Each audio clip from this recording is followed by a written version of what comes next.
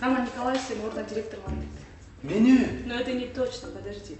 Но, скорее всего, ошондой эле болот. Эме калсың, азырчы сени чыгарат да, кабинетке киргенден кийин мындай кичине бүтүсүдө кубанасың деп демексең болуп чыга берет. Deyip, Өтө көп кубанып албай, А, кичине кайгырып. өтө деле кайгырып албай кичине. Но кичине кайгырып койсоң, өтө бешип кетип атпайбы? Азыр не дейм? Кирген. Азыр киресиң да чечкин болсуң, чечкин келип түргө көрсөтсөң. Саламатсыздар, Мусалпа. Вот у двери стоял, не заходил. Как дела? Что не заходил? Корпо, я тебя не съем, Кучугун. Садись. Спасибо. Я сейчас тебя куда там? Куда? Чё? Не надо никуда куда дать. Рома, никуда там, а Куван там. Вот есть же у нас Куван где, Куван там, Куван там. Значит, обрадую.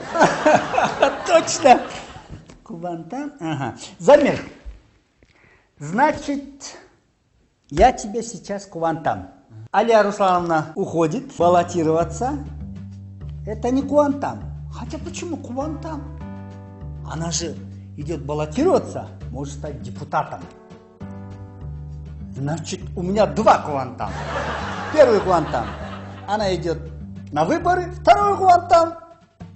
Я тебя назначаю ИО генеральным директором моего канала. А, түшүндүң бе?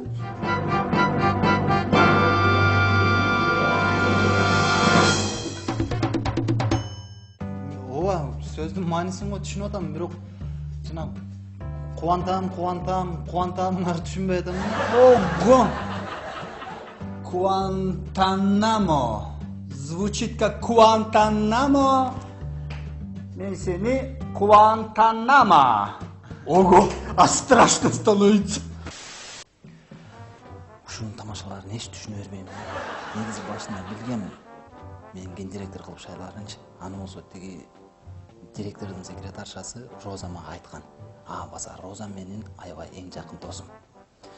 Ал мага анча мынча ушактардан айтып турат, свежий ушактардан. Негизи кайсы бир компания болсун, ошол жерде секретарша менен жакшы мамиледе болуш керек.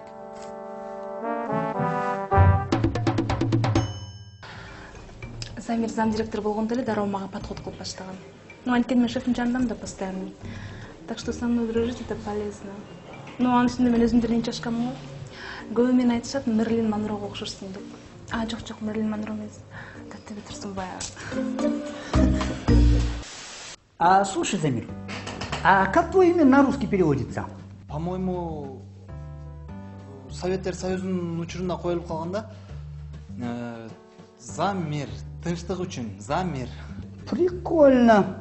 Да, это же имя. Тост. Да это не тост, это пожелание. Ну, с глубоким смыслом. За мир это вот как бы пожелание. Пусть будет мир. Вот каждый, наверное, родитель, когда свой ребенок рождается, он дает имя со смыслом, с глубоким смыслом, с напутствием, с пожеланием. Так и вот за мир.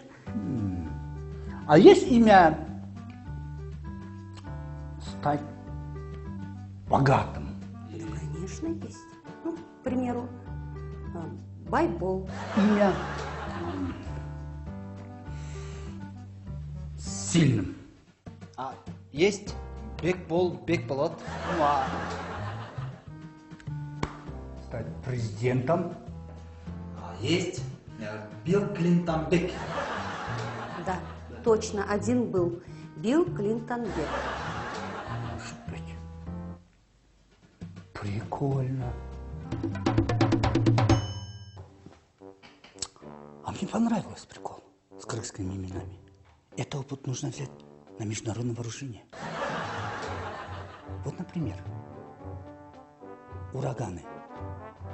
Им дают какие-то американские имена. Ураган Катрин. Бесполезное имя. Ни о чем. А так назвали бы Токтосун. И он остановился.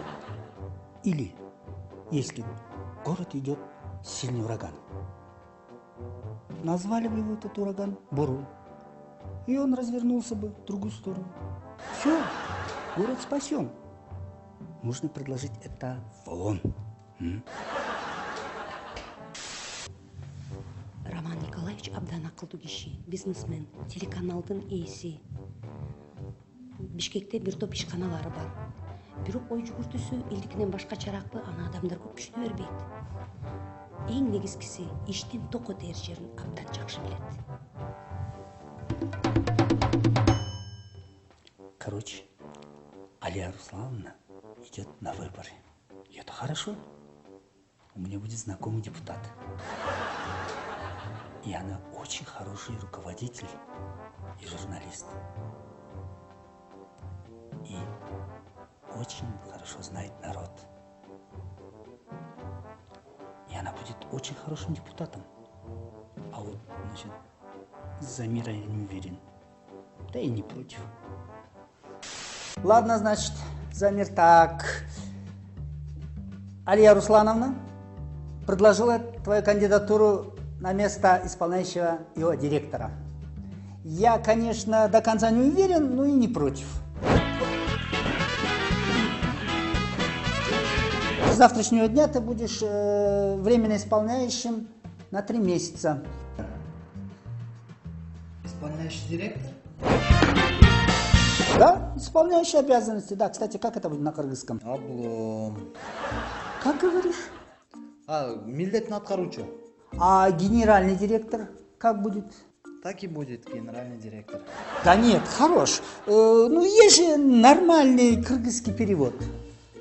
Есть, но башкы мүдүр. Бирок бул вариант эл арасында жакшы тарай элек да, жөн эле генералдык директор деп эле айтып жүрөт. Башкы мүдүр, да? Да.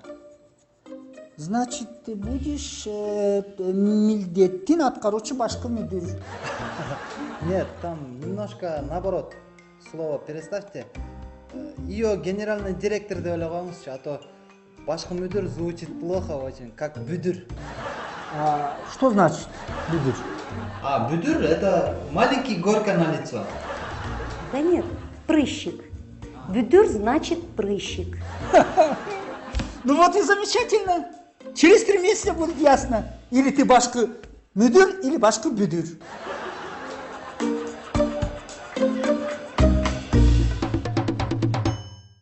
Башкы бүтүр. Башкы бүтүр. Өзүң да тантыксың да, эми шефтердин көзүнө тантыбай эле, спасибо деп чыгып кетпейсиң. Мен айткан жокмун бүдүр деп. Анын жанагы тен деген немени чыгарган тамашасы да. Билесиңби, мүдүр звучит как дүмүр. Мен сени экинчи башкы дүмүр деп айтам. Кептин баары анда эмес. Мени кабатырлантып аткан жанагы милдетин аткаруучу деген жери болуп атпайбы? Ошондо мени 3 айдан кийин менин ордума башка бирөө алып келип отургузуп койбу. Ой, Кудайым ай, Замир, не переживай. 3 айда сенден башка жакшыраак вариант чыгып калса деп атат. Ну вдруг да? Ну если чыкпай калса өзүң эле кала бересиң, анча эмне эле атасың. Чыгып калсачы, Розочка. Алия Руслановна деле сени 5 жыл мурун временно эле зам кылган билесиңби? Ну вот, эми ошондон 5 жылдан бери чыкпаган 3 айда чыгып калат экен да. Сени көрсөм эле күлкүм келет. Ладно. Сен эми дүмүр болуп кала бер.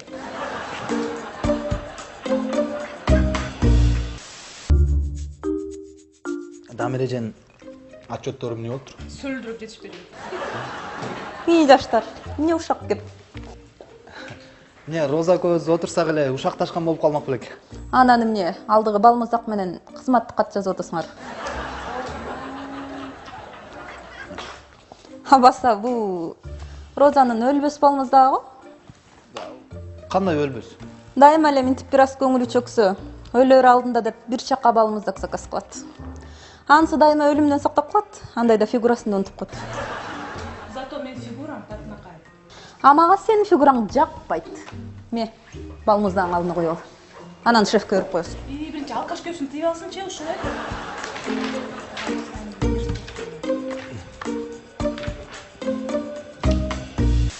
Роза, мүмкүн Дамирежени директор кылып койсочу? Бөрү Басарованы? Бөрү Басарова жакында базарга барып памперс сатат. Мен серьезно эле айтып атам. Мүмкүн Дамирежени алсачы? Ой, кылбайт, коркпочу. Ни за что мен аны директор кылдырбайм. Эми аны сен чечмек белең. Замир, алтыным. Мен биринчиден бул жерде не последний человек. Ушуга чейин Бөрү Басарова директор болгон жокпу, и дальше болбойт. Ну и вообще, если директордукка ошол Бөрү Басарованы кылса, сразу эле ошону коймок.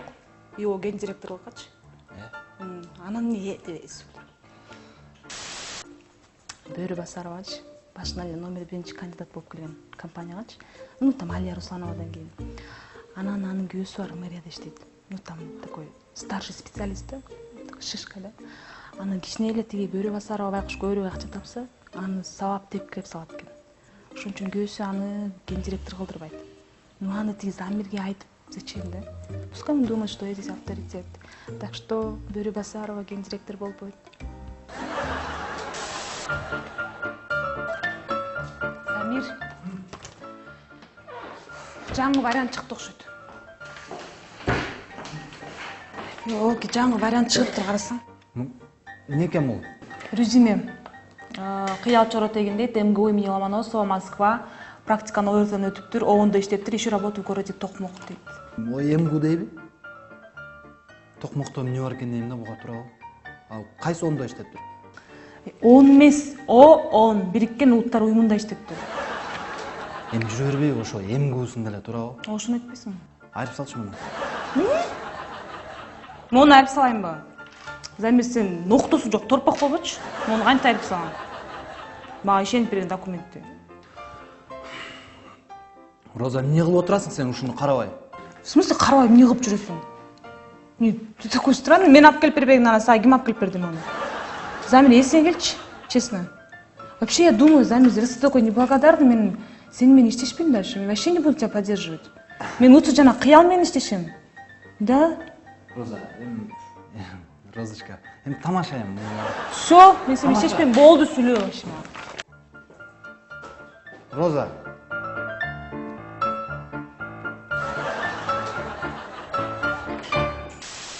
Кыял Чоротегин. Кайдан чыга алды бул неме билбейм. Азыр главное мен авторитетимди сактап калышым керек да бул жерденчи. Замир жана башкалар бүт бар ойлошупту меничи тиги. Алия Руслановна, Роман Николаевич менен жакын депчи. Мен да алып эле ошентип көрүнө берем да элдергечи. Ну антпесе мен обычный секретарша болуп калгандыктан правильно ксрекс кылып или там кофе принесла да. А мен антпешим керек. Мен азыр өз авторитетимди сактап калышым керек.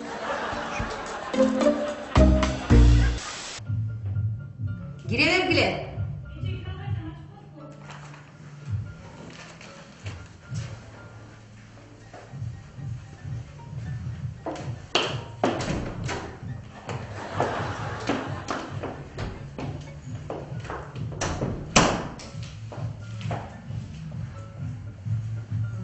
Розочка, сага бир суроо берсем болобу?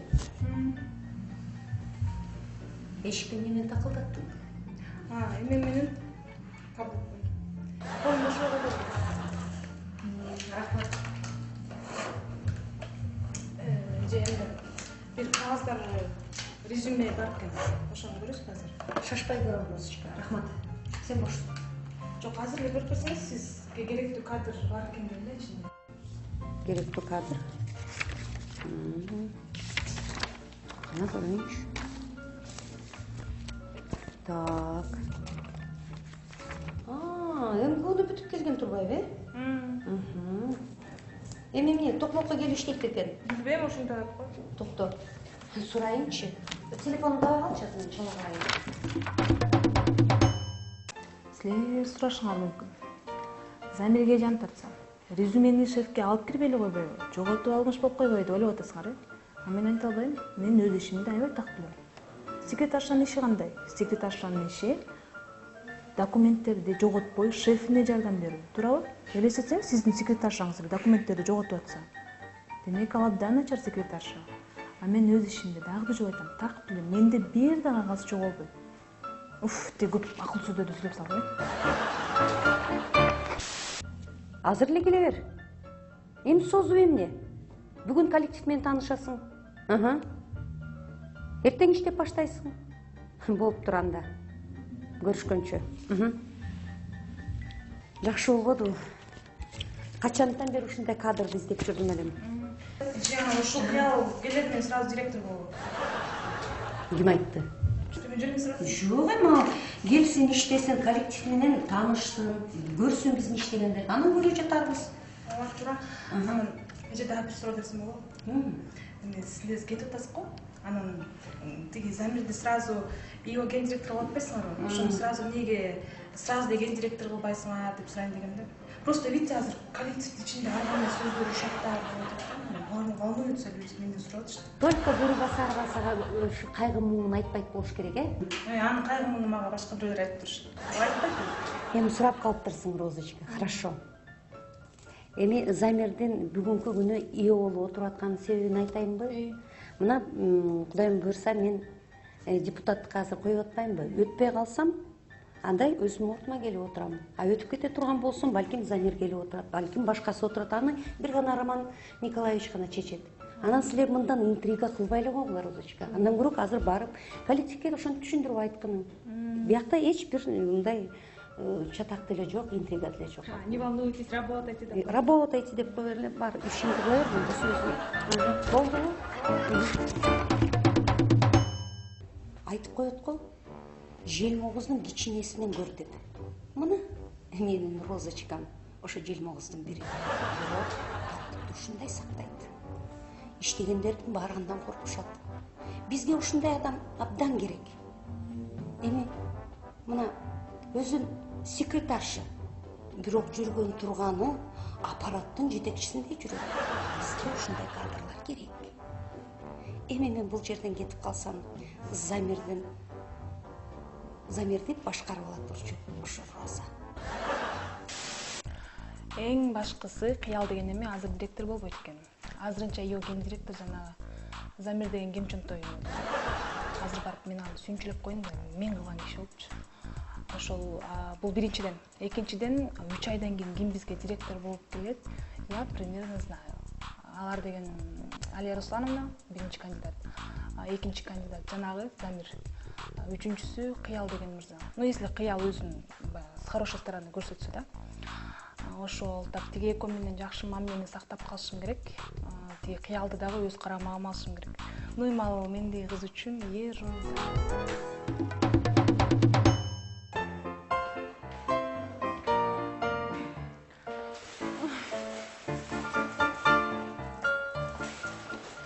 Розочка, бул сага.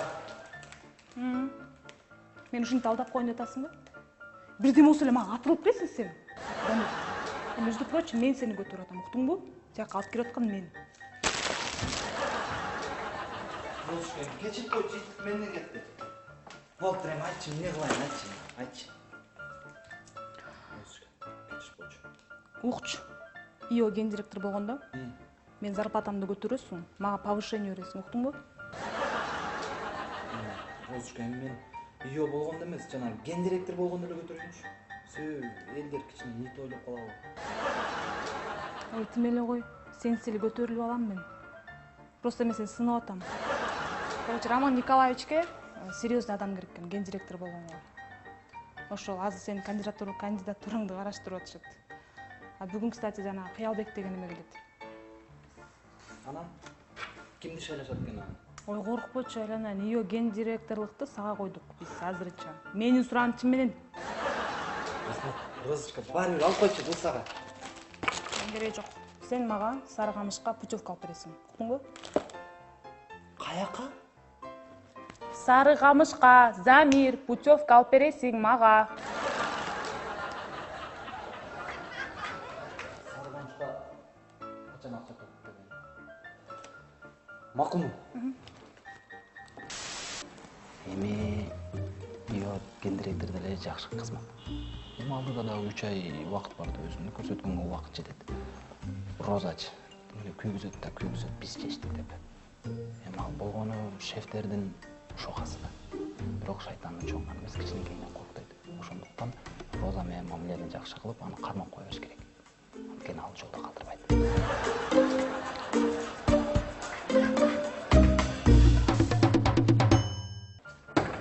Саламатсызбы?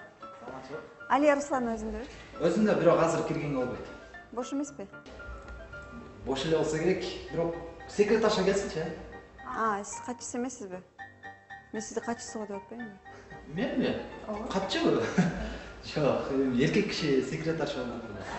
Бул жерде эркекпи, аялбы, бул жумушту аткарууда алардын айырмасы жок. Эми мына гүлдү көрүп атасызбы? Шоколад. Демек бул жерде кыз киши иштейт да, ошону түшүндүм. Не обязательно. Гүл, шоколад ал эркектерге деле жагышы мүмкүн. Мисалы үчүн мага экөө тең жакпайт. Бул деген менин оюмча гендердик теңсиздик болуп калат. Жанагы кыз келип калбады. Гендер, бендер жөнүндө сүйлөгөн жанагы феминист неме окшойт. Бирок болбогондой нерселерге спорт өтө берет экен да. Эми жеңейин эле деп аттым, бирок кичине билим жетпей атты да. Бирок нече эмкиде фактылардан чогултуп келип спорлошкондон жеңип салдым. Мен 15 мүнөткө чыгып кетсем, жана Замир деген эме бир феминистка менен спорт этип атты да. Эми келсем экөө ушундай бир ажылдашып атат. Ал эми башка түшсө байтал жорго дегенчи, буга кандай карайсыз? Чоңдос мындай да. Роза түшүндүрчү. Эмне базар болуп атасың? Балдар, кыздар, эмне ызы-чуу биякта? Эмне спорлошсоңор, пожалуйста, эшикке чыккыла. Же биякка түз эфирге кирип спорлошкула. Но биякта темирде тартип болуш керек. Мен Алия Руслановага келген болчумун. Алия Руслановна сени бүгүн кабыл ала албайт. Ал деген кыял деген мырзаны күтүп атат. Ооба. Эң жакшы экен.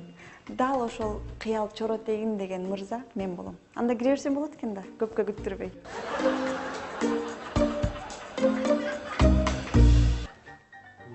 Кыз киши эркек киши керек деп күтөт го.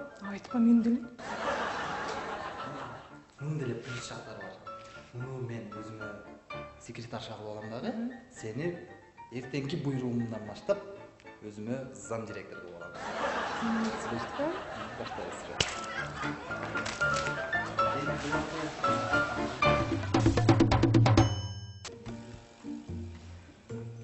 Мо эмки күндө бүтүп келген кызды секретарша кылам деп Замирден эмне жок да, эмне жок. Менин оюмча шефтер муну кыялдычы зам директор кылышат да бүгүнчү. Анан ошондо Замир экөөнүн ортосунда прямой конкуренция болот да. А тиги кызды көрдүңөрбү, ал Замирди эки бүктөп бир жутуп койчу кыз. Ошон үчүн мен поддержка кылбасам Замирге, Замир просто пропадет.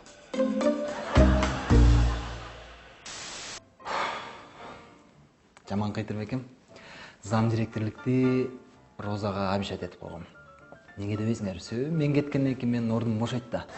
Ал эми жанагы кыял деген болсо, шефтер менин ордума сөзсүз зам директор кылып коет болуш керек. Анан болсо, Роза аны жөнүнө тытып же коет. Демек, жакында женские разборки. Только в мою пользу. В мою пользу.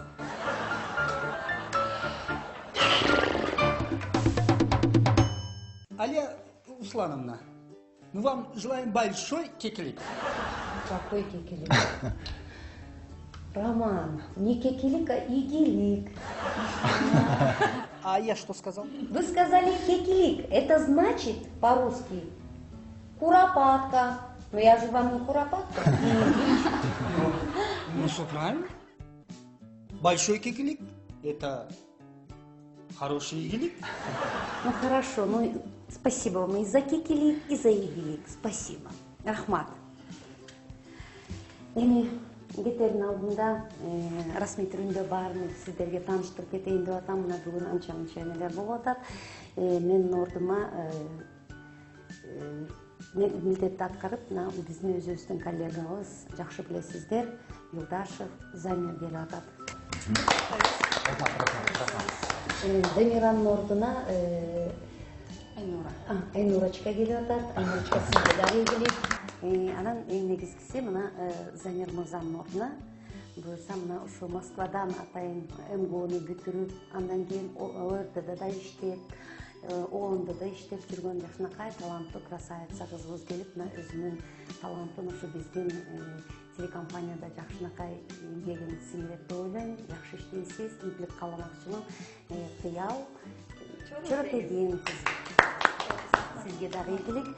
Мына эми баардыгыңыздарды тааныштырдым, баардыгыңыздарга ийгилик кааламакчымын.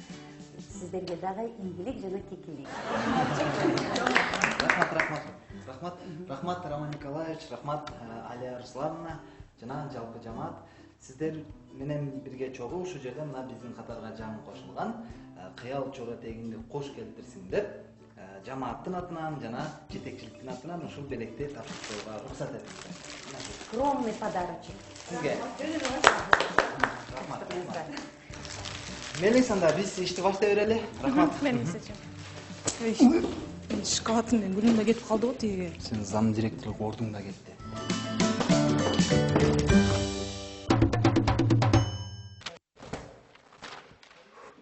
Кызыктын баары эми башталат. Фас.